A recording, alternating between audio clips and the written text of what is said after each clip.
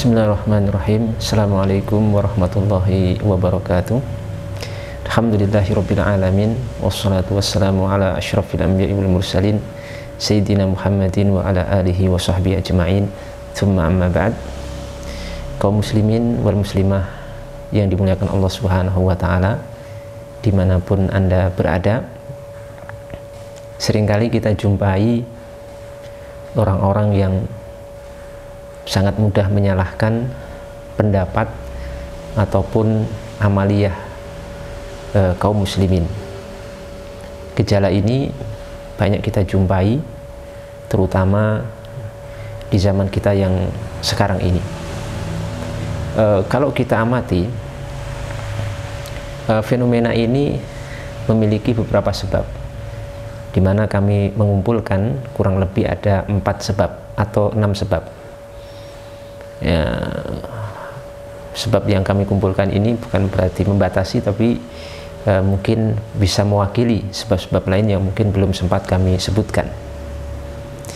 Jadi kalau kita amati bahwa gejala seorang mudah menyalahkan orang lain itu kemungkinan tidak akan lepas dari 6 sebab, atau bahkan mungkin dari 6 itu bisa dilakukan lebih daripada 1 atau bahkan semuanya. Di antara sebab-sebab tersebut, yang pertama adalah seorang itu tidak tahu dalil dalam permasalahan yang dia salahkan atau dianggap keliru atau dianggap tidak ada contohnya dari Nabi SAW dan seterusnya.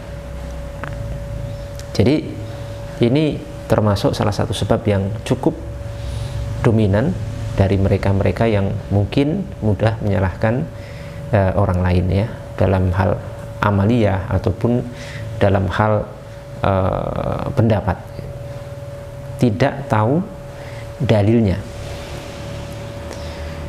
Jadi ketika seorang tidak tahu dalilnya, itu seharusnya bukan justru menyalahkan. Karena kalau dia menyalahkan, itu berarti dia telah melakukan sesuatu di atas kebodohan. Ketidaktahuan seseorang kepada dalil yang dipakai oleh orang lain itu tidak boleh digunakan untuk menyalahkan orang lain. Dalam Al-Quran, Allah Subhanahu wa ta'ala sendiri sudah menyatakan, wala taqfu ma laysa laka bi ilmun inna sam'a wal basara wal fu'ad kullu ulaika kana anhu mas'ula. Bahwasanya kamu janganlah berhenti pada sesuatu yang kamu tidak tahu ilmu tentangnya, karena sesungguhnya pendengaran, penglihatan, dan hati itu nanti akan ada pertanggungjawabannya di hadapan Allah Subhanahu wa ta'ala. Jadi kalau kita tidak tahu dalilnya, seharusnya kita menyampaikan saya tidak tahu, ya, la adri, saya tidak tahu, ya. Dan ucapan saya tidak tahu itu, kata para ulama, nisful ilmi, merupakan separuh daripada ilmu. Ketika kita mengatakan saya tidak tahu, justru saat itu kita menunjukkan diri kita sebagai seorang yang berilmu. Ketika kita mengatakan tidak tahu, saya tidak tahu dalil dalam masalah ini, atau kita tidak tahu atau belum tahu dalil dalam masalah ini, itu artinya kita menyandarkan kebodohan kita, menyandarkan diri kita kepada kebodohan kita atau ketidaktahuan kita. Sehingga hal ini tidak boleh kemudian ketidaktahuan seseorang kepada dalil yang digunakan oleh orang lain dijadikan alasan dasar untuk menyalahkan pendapat atau amalia orang lain. Sehingga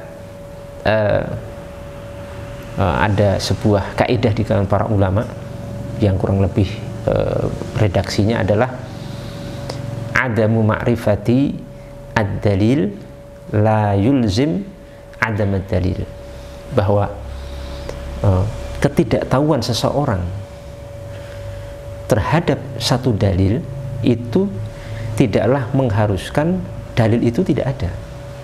Jadi kalau kita tidak tahu dalilnya, ya itu memang keterbatasan kita, bukan berarti kemudian dalil itu tidak Tidak ada. Dan seringkali ada amalan, ada pendapat dari saudara kita, kaum muslimin, yang mungkin kita rasa kita tidak tahu dalilnya, ya, tapi kemudian kita menghakimi bahwasanya pendapat itu tidak ada dalilnya. Tidak tahu dalilnya itu sangat berbeda dengan tidak ada dalilnya. Kalau memang tidak tahu, kita katakan tidak tahu, jangan dikatakan tidak ada dalilnya. Itu sebab yang pertama. Kemudian sebab yang kedua,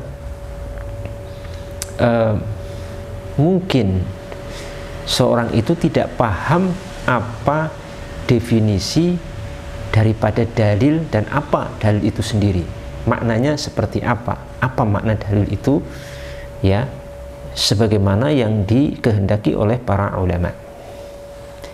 Mungkin sudah tidak paham dalilnya, sebab pertama, masih ditambah dengan tidak tahu dan tidak mengerti apa itu dalil.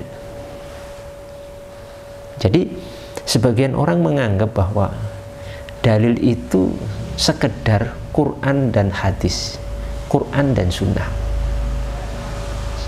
sekedar itu. Bahkan dari keduanya masih dipersempit lagi menjadi dalil Quran ataupun hadis, di mana yang dimaukan Quran dan hadis itu sesuatu yang menunjukkan atau dalalahnya, penunjukannya itu secara khusus atau spesifik. Jadi harus menunjuk hidung, harus secara khusus menyebutkan sesuatu yang diinginkan. Ini lebih runyam lagi. Padahal dalil itu tidak sesempit sebagaimana yang diperkirakan. Dalil itu yang disepakati oleh ahlu sunnati wal jamaah, ini yang baru yang disepakati, itu ada 4. Ada Al-Quran, ada Al-Hadith, As-Sunnah, ada kemudian yang ketiga Al-Ijma', kemudian yang keempat Al-Qiyas, analogi. Ada 4. Jadi bukan hanya Quran dan Sunnah, ada 4. Ada Al-Quran, ada As-Sunnah, ada Al-Ijma' dan Qiyas. Dari dalil Al-Quran wa Sunnah itu sendiri masih ada perincian-perinciannya. Ini baru yang disepakati ada 4. Belum yang diperselisihkan oleh para ulama. Di luar 4 hal ini ada yang namanya masolihul mursalah, ada yang namanya istihsan, ada yang namanya ini luar biasa banyak. Jadi pemahaman seseorang kepada dalil itu terlalu sempit. Sudah sempit, sudah belum paham, tidak paham, tapi kemudian dijadikan alat untuk menyalahkan orang lain. Ini menurut kami tidak pantas ya seperti ini untuk dilakukan. Ya, dari dalil tadi, dari Al-Quran wa Sunnah itu masih ada kemudian penjabarannya lebih luas lagi. Ada kemudian dalil itu ada dalil umum, ya, al-am, ada dalil al-khas, ada dalil mutlak, ada muqayyad, ya, ada amul maksus, ya, ada yang nasikh, ada yang mansukh, dan lain sebagainya. Kalau kita amati masalah-masalah yang diperselisihkan hukumnya dengan para ulama itu rata-rata, menurut yang kami amati dan sepengetahuan kami, itu rata-rata memang dalilnya bukan dalil yang spesifik, menunjukkan langsung secara spesifik, tidak. Bahkan di luar itu.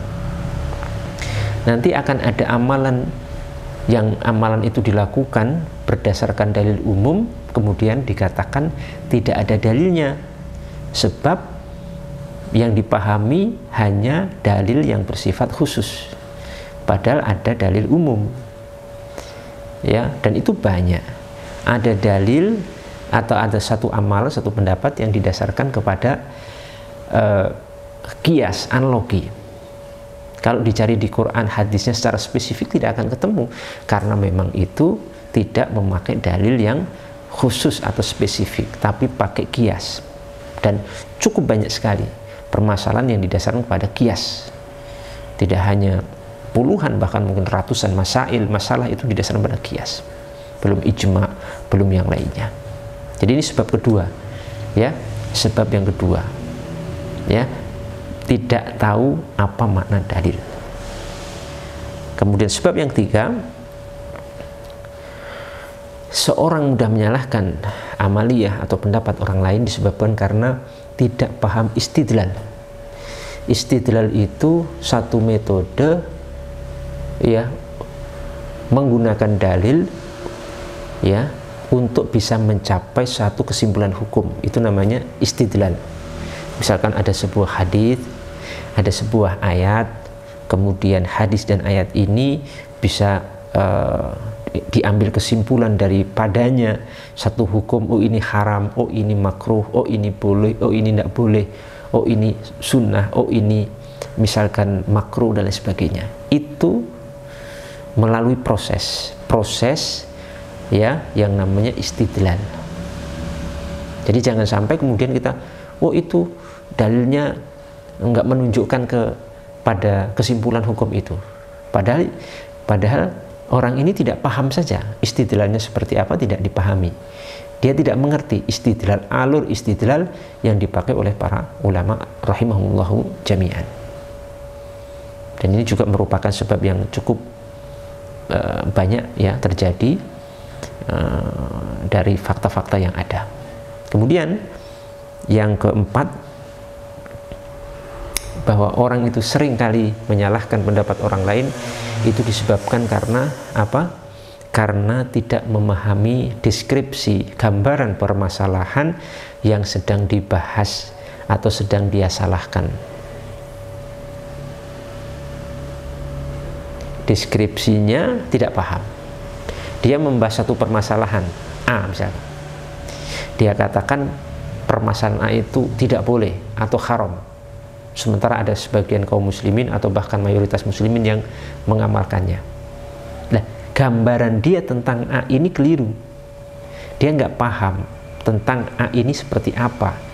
Dia sudah mengatakan haram dalam kondisi tidak paham terhadap gambaran dari permasalahan tersebut. Padahal di kalangan para ulama ada satu kaidah yang sudah ma'rufah dan masyhurah, bahwasanya al-hukmu ala syai' far'un an tasawwurihi, bahwa hukum terhadap sesuatu itu merupakan bagian cabang daripada deskripsinya, gambarannya.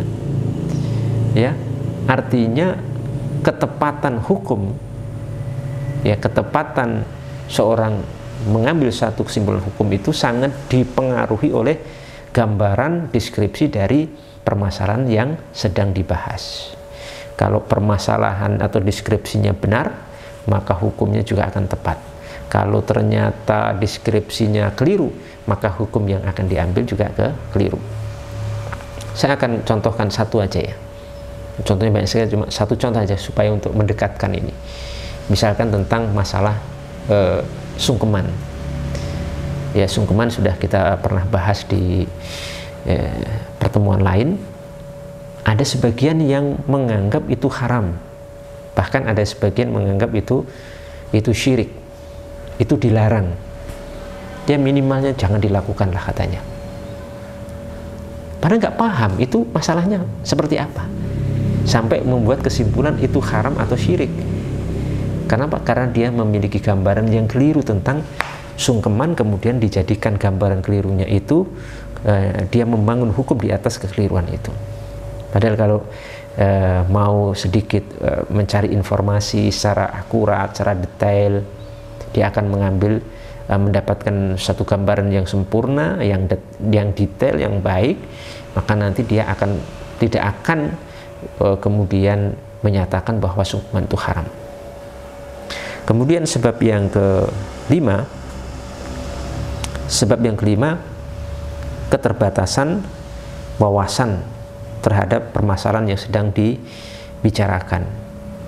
Wawasan tentang keilmuan, tentang misalkan pendapat-pendapat para ulama dalam masalah itu, kemudian dalil-dalil yang digunakan oleh setiap ulama atau setiap pendapat, kemudian bagaimana istidlal mereka, siapa saja yang berpendapat ini tentang masalah ini seperti ini.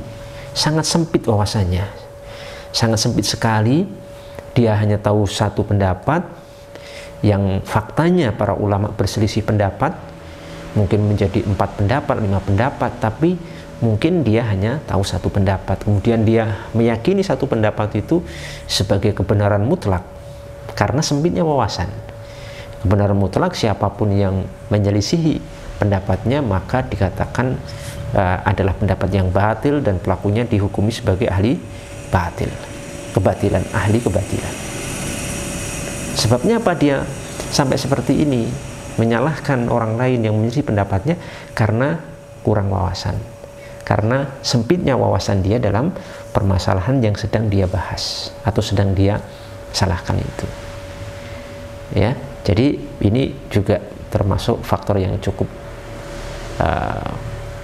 kuat sekali, cukup banyak sekali ya kalau kita amati di lapangan. Kemudian yang terakhir, yang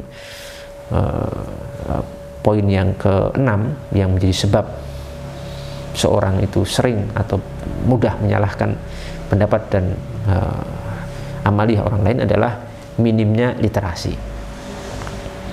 Literasi, rujukan, referensi yang mungkin baru tahu dari seseorang, baru tahu dari seorang syekh atau seorang ulama atau seorang ustadz, dia kemudian sudah menyalahkan semua pendapat, semua orang, semua ulama disalahkan karena dia sangat minim sekali literasinya, referensinya, ya, baik itu mungkin kitabnya hanya itu saja dia baca, baru satu kitab, ya, padahal kitabnya itu banyak sekali.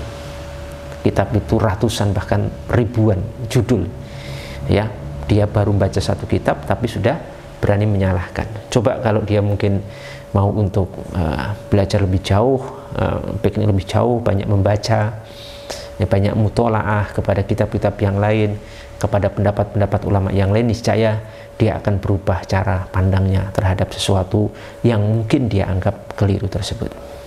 Jadi ma'asyiral muslimin yang dimuliakan Allah Subhanahu wa taala, mungkin ini ya sedikit gambaran dari 6 sebab kenapa kadang seseorang itu mudah sekali menyalahkan pendapat orang lain, atau mungkin mudah sekali menghukumi keliru kepada amaliyah orang lain dan seterusnya, karena disebabkan oleh kurang lebih 6 sebab ini.